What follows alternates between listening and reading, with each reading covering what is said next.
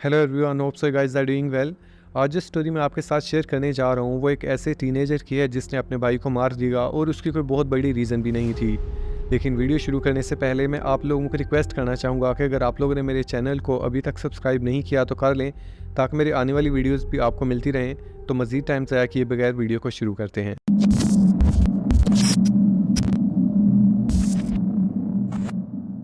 I'd never loved a man before. I liked a lot of guys. I never was in love before. Actually, we met and were married within 6 months. Ron और सुविट वे 1980s के mid में Pennsylvania में मिलते हैं। उन लोगों की love marriage होती है और कुछ देर गुजरने के बाद उनके 2 बच्चे होते हैं। 1983 में उनका पहला बेटा पैदा होता है जिसका नाम जैकरी होता है, जिसके 2 साल गुजरने के बाद उनका दूसरा बेटा ग्रेगरी पैदा होता है। उन दोनों बच्चों की पिक्चर्स देख के सबको यही लगता था कि वो बेस्ट बडीज़ हैं, या इस तरह कहा जा सकता है कि जैकरी अपने छोटे भाई को लेके काफ़ी प्रोटेक्टिव था। लेकिन इसके बाद कुछ ऐसा होता है जिसने सबको डिस्टर्ब कर दिया। 2 अक्टूबर 1998 को 15 years old Jack better feel नहीं कर रहा था, इसलिए वो स्कूल से छुट्टी कर लेता है, जबकि ग्रेग स्कूल गया था। उनके पेरेंट्स भी काम की वजह से घर से बाहर चले गए थे, इसलिए जैक अकेले घर में अपना टाइम एंजॉय कर रहा था। दोपहर के ऑलमोस्ट 3:10 पे ग्रेग स्कूल से वापस आता है और नॉर्मल डेज़ की तरह उनका डोर अनलॉक था। लेकिन 3:17 पे जैक पुलिस को कॉल करता है और उनको बताता है कि उनके लॉन्ड्री रूम में उसके छोटे भाई ग्रेग की डेड बॉडी पड़ी है। विदिन 10 मिनट्स पुलिस और एम्बुलेंस वहां पहुंच जाती है। जैक बार बार यही चीख रहा था कि उसने अपनी मदर को कॉल करनी है। And you know the confusing thing here is कि उसने अपनी मॉम को खुद ही कॉल क्यों नहीं कर ली। उनके घर को देख के ऐसा लग रहा था किसी हॉरर मूवी का सीन हो, क्योंकि उनके हॉलवे में ब्लड था और ऐसा लग रहा था डेड बॉडी को ड्रैग करके लॉन्ड्री रूम की तरफ लेके जाया गया है। जब पुलिस लॉन्ड्री रूम में जाती है वो सीन को देख के शॉक्ड हो जाते हैं, क्योंकि वहाँ हर तरफ ब्लड बिखरा पड़ा था और ग्रेग की डेड बॉडी वहाँ पड़ी थी। उसकी नेक पे किसी ने 104 टाइम्स स्टैब करके मारा था और उसकी गर्दन ऑलमोस्ट उसकी बॉडी से अलग हो चुकी थी। जैक के कपड़ों पे भी ब्लड लगा था और हॉलवे में जो खून पड़ा था वहाँ भी ब्लड लगा हुआ था। अब पुलिस जैक को बिठाती है और पूछती है कि आखिर ये सब क्या हुआ है। जैक उनको बताता है कि वो ऊपर अपने रूम में था, उसको नीचे से किसी की आवाज़ आती है। वो भागता हुआ नीचे आता है, देखता है कि वहाँ ग्रेग की डेड बॉडी पड़ी है, लेकिन जिसने उसको मारा है वो तब तक भाग चुका था। ग्रेग के पेरेंट्स के लिए ये न्यूज़ बहुत हार्ट ब्रेकिंग थी, लेकिन वो इस चीज़ को लेकर थैंकफुल थे कि जैक बच गया है। लेकिन उनको इस चीज़ का बिल्कुल भी आइडिया नहीं था कि अभी जो चीज़ें उनके सामने आने वाली हैं वो ज़्यादा डिस्टर्बिंग हैं। पुलिस जैक पे नज़र रखे हुए थी और उनकी नज़र में जैक एक प्राइम सस्पेक्ट था, क्योंकि जिस टाइम ग्रेग को मारा गया उस टाइम वो घर में था। ग्रेग की डेड बॉडी मिलने के कुछ देर बाद पुलिस वहाँ पे ल्यूमिनल स्प्रे करती है, जो कि केमिकल होता है जो ब्लड से रिएक्ट करता है, चाहे उसे क्लीन भी कर दिया हो। उसको स्प्रे करने के बाद पुलिस को बहुत सी चीज़ें क्लियर होने लग जाती हैं। पुलिस को उस घर के फर्स्ट फ्लोर पे कुछ ब्लड स्टेन्स नज़र आते हैं जो नीचे की तरफ जा रहे थे। उनमें से कुछ ब्लड स्टेन्स उनके लॉन्ड्री रूम की तरफ, जबकि कुछ ब्लड स्टेन्स उनके बैक गार्डन की तरफ जा रहे थे। अब पुलिस उनके बैक गार्डन की तरफ जाने वाले डोर को ओपन करती है और उनको उस गार्डन से भी कुछ ब्लड स्टेन्स मिलते हैं, इसलिए अब वहाँ पे डिगिंग की जाती है और उनको वहाँ से एक ग्लव्स का पेयर और एक पेन नाइफ मिलती है। एग्जामिनेशन के बाद पता चलता है कि ग्रेग की नेक पे जिस चीज़ से हिट किया गया था वो भी पेन नाइफ ही थी। अब पुलिस का शक पूरी तरह जैक की तरफ चला गया था और उनको लगता था कि ग्रेग के बड़े भाई जैक ने ही उसे मारा है। पुलिस ने जो पूरा सिनेरियो बनाया वो ये था कि जैक हॉलवे के मेन डोर पे खड़ा ग्रेग का वेट कर रहा था, क्योंकि उसे पता था कि वो इस टाइम स्कूल से आएगा। अभी ग्रेग डोर से एंटर होता है कि जैक उस पर अटैक कर देता है। ग्रेग खुद को बचाने के लिए जैक को पुश करता है, जिसकी वजह से वो टेबल पे गिरता है और टेबल टूट जाती है। अब ग्रेग का खून निकल रहा था, वो खुद को बचाने के लिए लॉन्ड्री रूम की तरफ भागता है, लेकिन जैक उसके पीछे पहुंच जाता है और वो उसकी गर्दन पे मल्टीपल टाइम स्टैब करके उसे मार देता है। उसको मारने के बाद वो अपने रूम में वापस जाता है, जिसके कुछ देर बाद वो ग्लव्स और पेन नाइफ को अपने गार्डन में बरी कर देता है।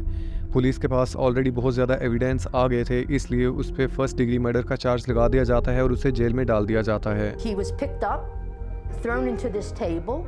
This table had blood on it. Table broke. शायद पुलिस की नज़र में केस बहुत सिंपल था, लेकिन एक्चुअली ये केस काफ़ी कॉम्प्लिकेटेड था, क्योंकि सू और रॉन विटमैन अपनी हर कोशिश कर रहे थे कि वो ये प्रूव कर पाएँ कि जैक इनोसेंट है। उनका ये कहना था कि जैक अपने भाई को लेके बहुत प्रोटेक्टिव था और उसके साथ काफ़ी फ्रेंडली था, और वो ऐसा बिल्कुल भी नहीं कर सकता। जैक ने आज से पहले कभी भी कोई मेंटल हेल्थ इश्यूज़ के साइन शो नहीं किए थे। उनका ये कहना था कि पुलिस बहुत लेज़ी है, इसलिए उन्होंने जैक को किलर कह के उसको अरेस्ट कर लिया है। अब सू और रॉन ने एक लॉयर हायर की जिसका नाम क्रिस्टीना था। क्रिस्टीना ने इस केस को 5 साल तक ड्रैग किया ताकि किसी तरह जैक को इनोसेंट साबित किया जा सके, लेकिन 2003 में जब जैक की एज 20 ईयर्स थी उसे उम्र कैद की सज़ा सुना दी जाती है, जो कि विदाउट पेरोल थी। अब जैक को सज़ा तो सुना दी गई थी, लेकिन इतने ज़्यादा साल गुजर जाने के बावजूद उसके पेरेंट्स उसकी फ्रीडम के लिए लड़ते रहे। उन्होंने इन सब चीज़ों के लिए मीडिया को ब्लेम करना शुरू कर दिया। उनका कहना था कि मीडिया ने पुलिस की झूठी स्टोरी सुन के पब्लिक को सुना दी, जिसके बाद वो लोग जैक को मर्डरर समझने लग गए। उनका कहना था कि इन सब चीज़ों की वजह से उसके फादर को बहुत ज़्यादा डिप्रेशन से गुजरना पड़ा। इवन उसने एक दफ़ा हाई स्पीड पे गाड़ी चला कर ख़ुद को मारने की भी कोशिश की, और इतने ज़्यादा साल गुजर जाने के बावजूद वो अभी भी वैसा ही फील करता है। And another thing that really sticks out in my mind is the fact that the media said that I have raised two children. Excuse me, not I. My husband and I have raised two children. One is a monster, Zach. One is a great kid, Greg. Ron और सू ने एक documentary भी बनाई जिसमें वो public को बताना चाहते थे कि उनका बेटा जैक इनोसेंट है। इस डॉक्यूमेंट्री को देखने के बाद पब्लिक और एक्सपर्ट्स इस केस पे दोबारा गौर करने लग जाते हैं और इसके फैक्ट्स ढूंढने लग जाते हैं। यहाँ कुछ इंटरेस्टिंग क्लूज हैं, जैसा कि 3:15 पे ग्रेग की गर्लफ्रेंड ने उनके घर कॉल की जो कि जैक ने रिसीव की थी, लेकिन उसने 3:17 पे 911 पे हेल्प के लिए कॉल की थी। इसका मतलब 3:15 से 3:17 के दरमियान सिर्फ 2 मिनट्स में उसने ग्रेग को मार दिया और सारे एविडेंस बरी कर दिए। पब्लिक ने इसका एक दूसरा सिनेरियो ये भी बताया कि 3:10 पे जब ग्रेग घर आया, जैक ने उसे तब मार दिया। 3:15 पे उसने उसकी गर्लफ्रेंड की कॉल रिसीव की, जिसके बाद उसने सारे एविडेंस वगैरह बरी कर दिए और बाद में उसने 911 पे हेल्प के लिए कॉल कर दी। एक्सपर्ट्स ने यहाँ 2 और चीज़ें नोटिस की कि जैक ने ग्रेग के मर्डर के फ़ौरन बाद 911 पे कॉल कर दी, जबकि वो किलर्स जो खुद पुलिस को इन्फॉर्म करते हैं वो पहले थोड़ा रिलैक्स होते हैं। दूसरी चीज़ उन्होंने ये नोटिस की कि जैक ने कपड़े भी चेंज नहीं किए थे, जबकि किलर्स मारने के बाद सबसे पहले अपने कपड़े चेंज करते हैं। जैक के कपड़ों पे जो खून लगा हुआ था उसके बारे में उसने पुलिस को बताया कि वो अपने भाई की हेल्प कर रहा था कि वो ज़िंदा रह पाए।